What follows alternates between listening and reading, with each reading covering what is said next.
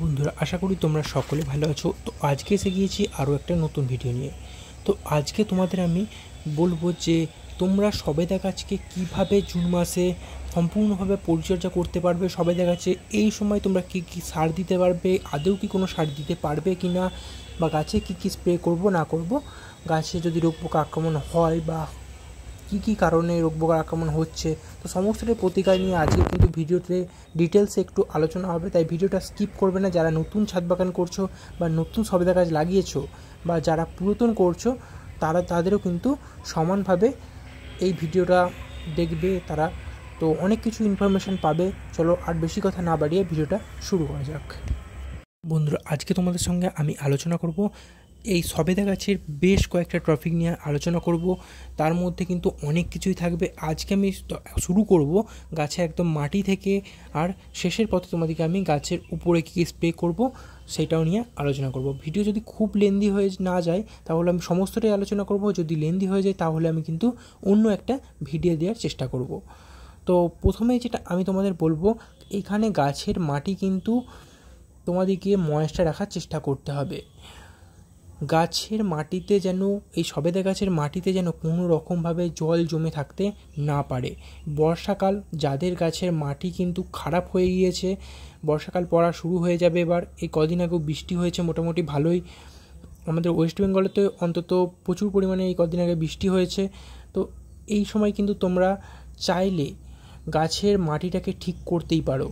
গাছের মাটিটাকে ঠিক করবে, গাছের মাটির সঙ্গে কম্পোস্ট সার মেশাও, আর তার সঙ্গে কিছু পরিমাণে বালি মিশিয়ে মাটিটাকে হালকা করো, বা ড্রেনেজ সিস্টেমটাকে আগে বর্ষা পড়ার আগেই তোমরা ঠিক করে নেওয়ার চেষ্টা করে নাও। তো এই জিনিসটা তোমরা একটু খুব ভালোভাবে লক্ষ্য রাখবে। আর এই ক্ষেত্রে যদি তোমরা ভার্মি কম্পোস্টটা মেশাও তাহলে কিন্তু এই মাসটার জন্য গাছে কিন্তু কোনো রকম আর সার দিতে হচ্ছে না। তোমরা যদি একটু বড় টবের ক্ষেত্রে করো তাহলে কিন্তু একটু বেশি পরিমাণেই তোমরা ভার্মি কম্পোস্টটা ইউজ করো, তার সঙ্গে পারলে একটু হাড় গুঁড়োটা ইউজ করবে, তাহলে কিন্তু আর এই মাসে তোমাদেরকে আর কোনো রকম সার দিতে হবে না। গাছের কন্ডিশন যদি ঠিক থাকে তাহলে কিন্তু আর কোনো রকম সার দিতে হচ্ছে না। তোমরা চাইলে এর পরিবর্তে যারা রাসায়নিক সার ইউজ করছো, যে আমাদের গাছে আরও সার দিতে হবে, মনে হচ্ছে যে গাছের ঠিকঠাক গ্রোথ আসছে না বা গাছের ফুল ফলও ঠিকঠাক দাঁড়াচ্ছে না, তো এক্ষেত্রে তোমরা NPK 0050 এটা তোমরা ইউজ করতেই পারো। তোমাদেরকে আমি এর ভিডিও কিন্তু খুব শীঘ্রই আনবো, তখন কিন্তু তোমাদেরকে আমি ডিটেলসে দেখাবো যে কীভাবে কী ইউজ করছি না করছি। হয়তো এর নেক্সট ভিডিওটাই কিন্তু হতে পারে যে এ নিয়ে NPK 0050 এইটা নিয়ে। তো এরপর কিন্তু আমি তোমাদেরকে দেখো এইটা যে দেখাচ্ছি আমি তোমাদের, গাছে কিন্তু এখন প্রচুর পরিমাণে ফল ধরে রয়েছে। এই ভিডিওটা বেশ কয়েকদিন আগের ভিডিও, মানে বেশ কয়েকদিন বলতে বেশ কয়েক মাস আগের ভিডিও। এটা আমি করে রেখেছিলাম তোমাদের শুধু দেখাবো বলে যে গাছে কত পরিমাণে ফুল ধরেছিল বা ফল ধরেছিল, তো সেটা এখন কতটা পরিমাণে ফলে রূপান্তরিত হয়েছে তোমাদেরকে আগে দেখালাম আমি।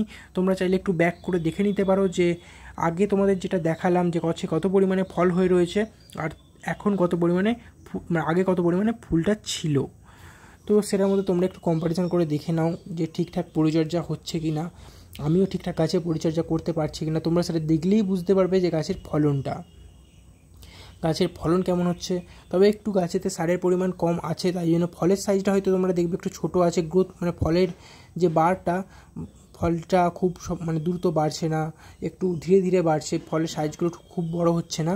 তো এই প্রবলেমগুলো কিন্তু একটু দেখতে পাবে। তো এটার জন্য একটু ঠিকঠাক সারটা মেনটেন করে দিলেই হবে। আমার একটু মেনটেনের অভাবের জন্য কিন্তু একটু ফলের সাইজটা ছোট হয়ে গিয়েছে। তো এরপর থেকে কিন্তু মেনটেনটা ঠিকঠাকই হবে, কারণ আমি তোমাদের এবার ভিডিওগুলো দিচ্ছি। NPK 0050 মানে ব্যবহারের ভিডিও কিন্তু খুব শীঘ্রই আসবে। এর আগেও একবার দিয়েছিলাম তোমাদেরকে আমি, তো এটা কিন্তু ব্যবহার করবো যখন তখন ভিডিওটা নিশ্চয়ই দেবো। তো এবার যেটা বলবো আমি তোমাদের, এটা তো গেল গাছের মাটিটাকে কীভাবে তোমরা সংরক্ষণ করবে।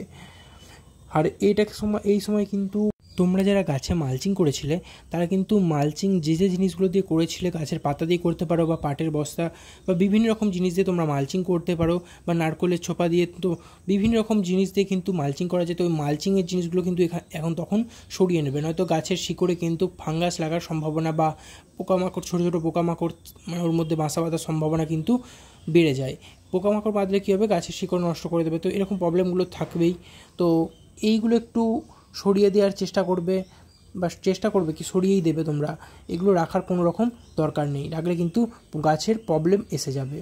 তো এবার যেটা বলবো তোমাদের আমি, গাছে তোমরা কী কী স্প্রে করবে। এই গাছে কিন্তু খুব সহজে কিন্তু সবেদা গাছে পোকামাকড় লাগে না, কোনো রকম পোকামাকড় লাগে না। বেশি আমি তো খুব কম দেখেছি, খুব বেশি হলে মিলিবাগটা লাগতে পারে। মানে আমার গাছে যেটা লেগেছিলো সেটা আমি তোমাদের বলছি, মিলিবাগ ছাড়া আর কিছু কোনো রকম পোকা লাগেনি।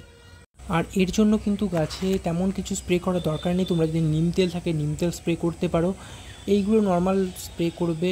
তাছাড়া তোমাদেরকে আমি ঘরোয়া একটা কীটনাশক তৈরি দেখিয়েছিলাম, সেটা যদি তোমরা স্প্রে করতে পারো তো আর কিছু দরকার নেই। সবেদা গাছের জন্য তেমন কোনো উপরের অর্থাৎ গাছের উপরে যে ট্রিটমেন্টের সেরকম কিছু দরকার নেই। তোমরা আরেকটা জিনিস দেখতে পাচ্ছ, নোটিস করছো হয়তো প্রথম থেকেই, যে গাছের ওপর সাদা সাদা কি একটা রয়েছে, না ডট ডট দেখতে পাচ্ছ। তো এইটা হচ্ছে, আমি তোমাদের বলছি যে এগুলো রুট হরমোন আমি স্প্রে করেছিলাম গাছে, যাতে একটু গাছের গ্রোথটা ঠিকঠাক থাকে, অর্থাৎ ফলগুলো ঠিকঠাক থাকে বা ফুলগুলো একটু ফলে রূপান্তরিত হয়। মোটামুটি এইসবের জন্য কিন্তু আমি রুট হরমোনটা গাছে স্প্রে করেছিলাম। এই রুট হরমোনের কাটিংয়েটা আমি ইউজ করেছিলাম 1 লিটার জলে 4 গ্রাম মতো, মোটামুটি 4 গ্রাম নয়, তোমাদেরকে আমি স্প্রে দেখিয়েছিলাম। সেটা হচ্ছে যে মোটামুটি 4 গ্রামের অনেকটাই কম পরিমাণে আমি ইউজ করেছিলাম, যেহেতু আন্দাজে ইউজ করেছিলাম তাই অনেকটাই কম পরিমাণে আমি ইউজ করেছিলাম। খুব বেশি হলে ওটা 2 গ্রাম বা সামথিং এদিক ওদিক হবে।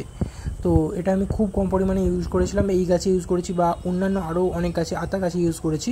তো এইগুলো কিন্তু আমি এইটা ইউজ করেছি। তোমরা কিন্তু এই সময় ইউজ করতে পারো, যাদের কাছে ফুল আসছে বা ছোটো ছোটো ফল রয়েছে তারা কিন্তু অনায়াসে ইউজ করতে পারো। দেখো ফলের সাইজগুলো কিন্তু খুব একটা যে ছোটো বলছিলাম সেরকম নয়, কিন্তু মোটামুটি বড়, যেগুলো মানে শীঘ্রই হয়েছে সেইগুলো ছোট রয়েছে অবশ্যই, বা যেগুলো ফুল রয়েছে বা ফুল থেকে ছোটো সে সদ্য ফলে রূপান্তরিত হয়েছে সেগুলো ছাড়া কিন্তু মোটামুটি সাইজটা কিন্তু খুব একটা ছোট হয়নি। তো চলো এই ভিডিওটা আর বেশি বাড়াচ্ছি না। তোমাদের যদি কারোর কোনো প্রবলেম থাকে এই সবেদা গাছ সম্বন্ধে বা অন্যান্য গাছ সম্বন্ধে, তাহলে কিন্তু অবশ্যই কমেন্ট করবে আমাকে। তো চলো আরেকটা জিনিস তোমাদের বলে রাখি, যেসব দেখবে ডালপালাগুলো শুকিয়ে গেছে সবেদা গাছের, শুকাতেই পারে কোনো রকম কারণের জন্য, ড্রাইব্যাকের জন্য শুকাতে পারে, তো সেই ডালপালাগুলো কেটে দেবে, কেটে দিয়ে ফাঙ্গিসাইড লাগবে। ফাঙ্গিসাইড যদি না থাকে তাহলে তোমরা অ্যালোভেরার জেল বা হলুদকে একটু জলে গুলে একটু মোটা টাইপের থিকনেস করে নিয়ে তোমরা গাছের সেই কাটা জায়গাতে লাগিয়ে দেবে, তাহলে আর কোনো প্রবলেম আসবে না। চলো এই জিনিসগুলো করলেই কিন্তু তোমাদের গাছ পুরো একদম ওকে থাকবে। আর পরবর্তী স্টেপ বাই স্টেপ ভিডিও কিন্তু আসতে থাকবে। এই মাসের ভিডিও কিন্তু আমি তোমাদের দিয়ে দিলাম, পরবর্তী মাসে তোমরা কীভাবে কী করবে না করবে, আমি যেটা করছি সেটা প্র্যাকটিক্যাল তোমাদের পরবর্তী মাসে দেখাবো। যেহেতু আমি এটা করে ফেলেছি, এই পরিচর্যাগুলো তোমাদেরকে যেটা বললাম সেই পরিচর্যা যেহেতু আমি করে ফেলেছি বা মাটির কোনো আমার প্রবলেম থাকেনি, তাই জন্য কিন্তু আমি এইটা তোমাদের দেখাতে পারলাম না, শুধু বলে দিয়েই তোমাদেরকে কিন্তু আমি সাবধান করলাম বা পরিচর্যাগুলো বলে দিলাম। চলো আজকের ভিডিওটা এখানেই শেষ করছি, পরবর্তী অন্য কোনো ভিডিওতে তোমাদের সঙ্গে আবারও দেখা হচ্ছে।